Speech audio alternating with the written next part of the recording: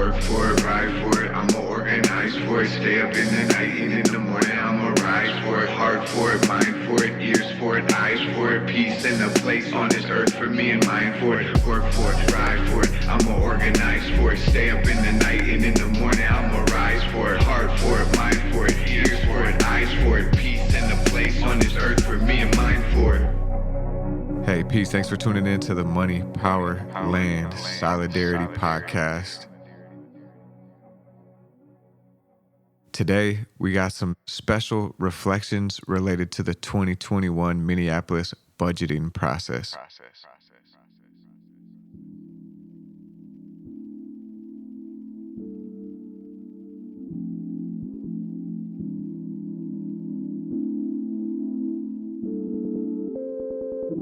This week on Wednesday, December 9th, we'll have the third and final public hearing and final action approving the final 2021 Minneapolis city budget.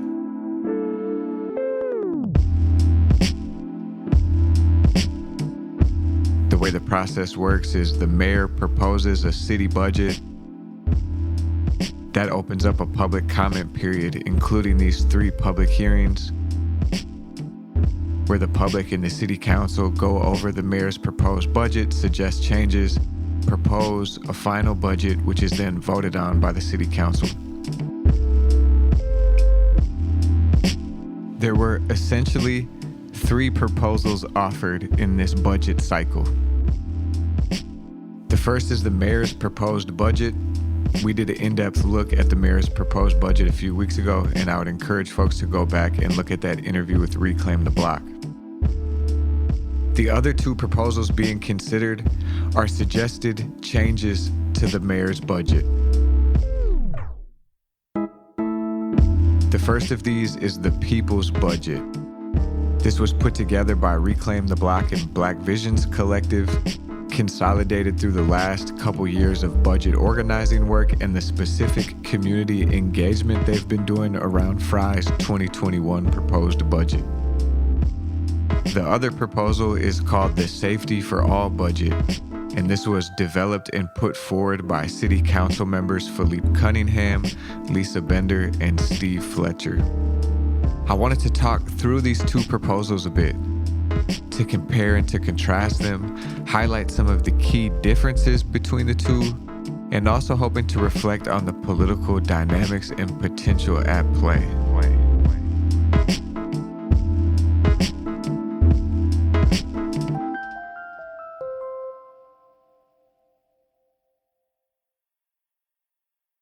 The first contrast between these 2 plans is the scope of the cuts proposed and the scope of change envisioned in the 2 proposals.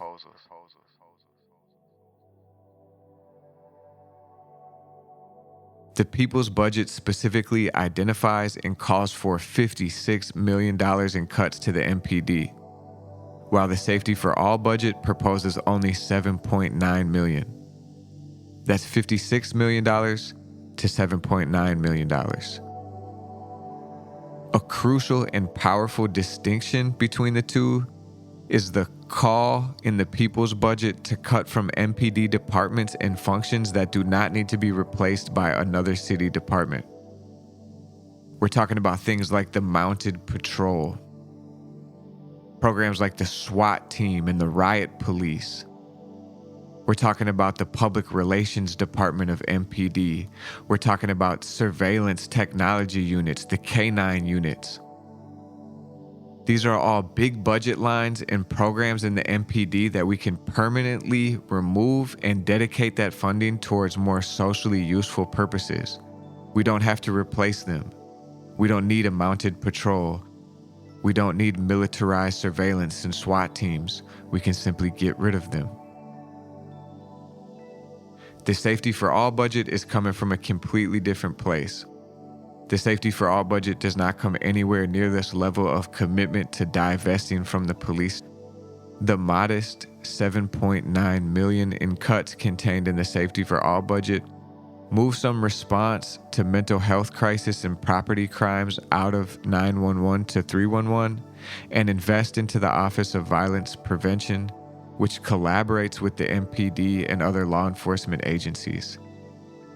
Beyond that, there is no talk of defunding the excessive mounted patrol, the surveillance teams, the militarized SWAT and tactical teams, the K-9 units, etc. The Safety for All budget continues to empower MPD by giving them resources for these militarized and excessive programs. There is just a fundamental difference in intent and worldview between these two plans. The people's budget is rooted in an abolitionist vision and a serious commitment to a world beyond the white supremacist capitalist police state. On the other hand, the Safety for All budget is rooted in a neoliberal reformist vision that tweaks at the edges of the police state in order to legitimize its presence in our lives. The people's budget is much more realistic and proactive about the changes to our political economy that we need in order for our families to be safe and healthy. A most important example, the City Council's Safety for All budget makes no mention of housing or unsheltered homelessness, makes no links to the violence of the housing market and the violence present in our city, and suggests no additional investment in housing. Doesn't mention housing at all. The people's budget, on the other hand, names unsheltered homelessness and our unjust housing market as a source of violence and calls for specific investment in housing to create safer neighborhoods. Beyond this most important call for housing resources, the people's budget also calls for money for direct economic relief to Minneapolis residents hit by COVID. It calls for investment in child care programs. It calls for investment in mutual aid projects. It calls for direct economic aid to victims of violence. None of this is present in the Safety for All budget coming from the City Council. There's no mention of housing, no other proactive investment in Minneapolis residents. Both plans contain language about investing in mental health care workers to replace armed police in situations of mental health crisis. But again, the people's budget is much more realistic and robust about the cause they are making.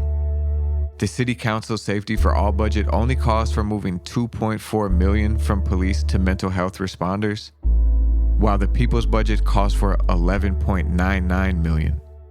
Another key difference, the Council's Safety for All budget keeps Jacob Frey's proposed class of new MPD recruits, while the people's budget calls to cancel that recruiting class and calls for no more wasted money training new officers. Another key distinction between the two plans are their political orientations towards the role of the MPD and law enforcement in our lives.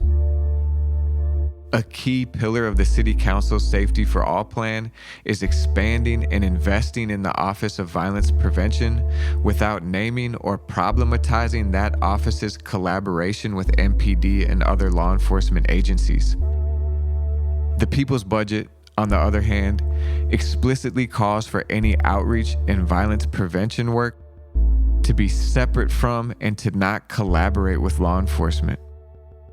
This is an important, practical point of principle and vision. The repressive state apparatus should not be allowed into our lives to continue to do violence and exercise soft power. Reforms that simply change uniforms or invest in new counterinsurgency programs are not solutions. We saw this in real time this summer when employees of the Office of Violence Prevention led protesters into a kettle in collaboration with MPD, leading to mass arrest. The people's budget goes even further. The people's budget names and rejects the racist surveillance program CVE, Countering Violent Extremism, where local authorities collaborate with the FBI and federal agencies to criminalize Muslim youth in our communities. The Safety for All budget makes no mention of CVE and related surveillance programs. The people's budget, by taking these principled stands, is modeling the type of responsiveness that we need to see and expect in budget proposals. Another key distinction between the two budgets is the City Council Safety for All budget wants to further invest in the failed Office of Police Conduct Review and also invest in early intervention systems, which are pieces of technology designed to weed out quote-unquote bad apples. The people's budget has much more political clarity.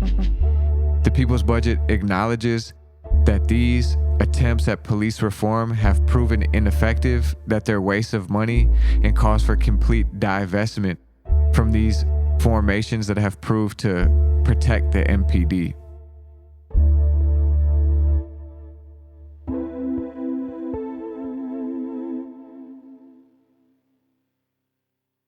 In summary, I see the people's budget as a thorough, grounded, well-researched set of demands that seeks to really transfer power away from the MPD and create a safer city.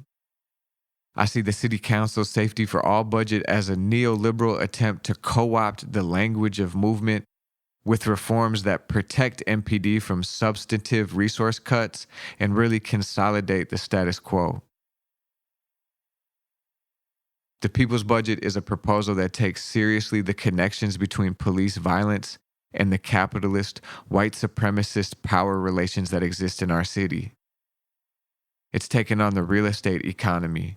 It's talking about housing and employment and education and health. By taking these connections seriously, the people's budget is able to offer a more well-rounded and generative vision for redirecting the millions we waste on the MPD toward real health and community-building alternatives. The people's budget is attempting to redistribute wealth and power away from the police and into the working classes of Minneapolis. The Safety for All budget, on the other hand, is a remixed version of the same story told by Jacob Frey and Chief Arredondo.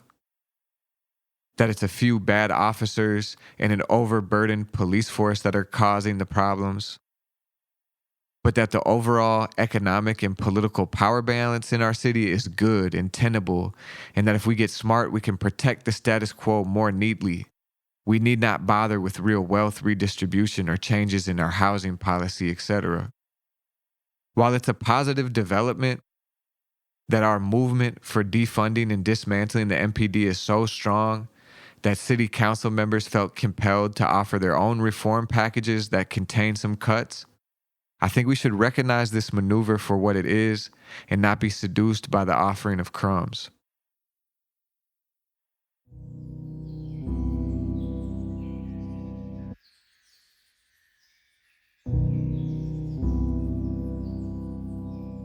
It's important to be aware, I think one of the key functions of the city council aggressively pitching the Safety for All budget as an alternative to the people's budget is to alienate the people's budget, to make the meager reforms offered by city council the horizon of what we can ask for, to make the demands of the people's budget seem extreme or unreasonable.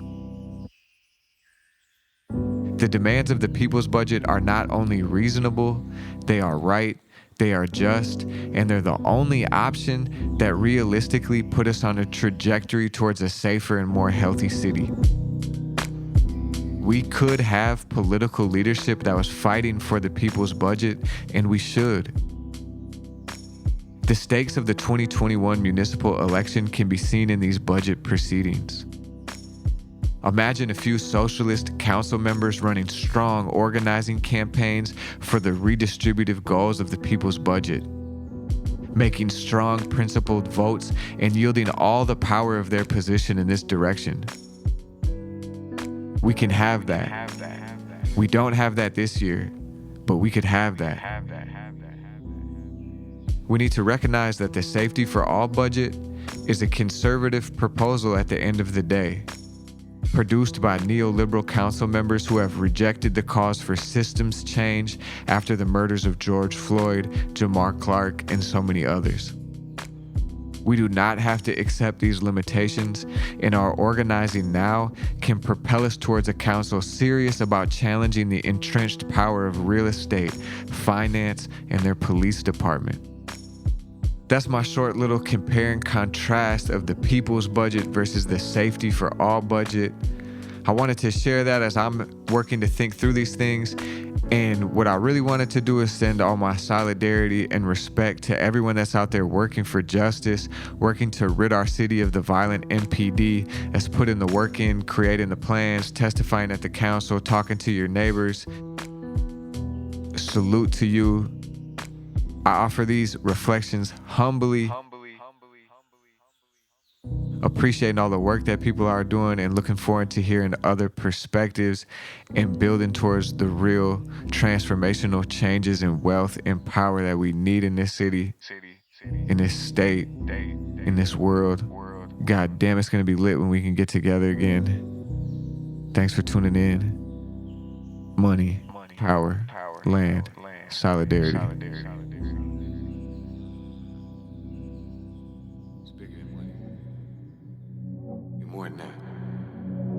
We need money, land, solidarity. If you funny, stand very far away from me. We have running plans about as far as they can see to keep them coming.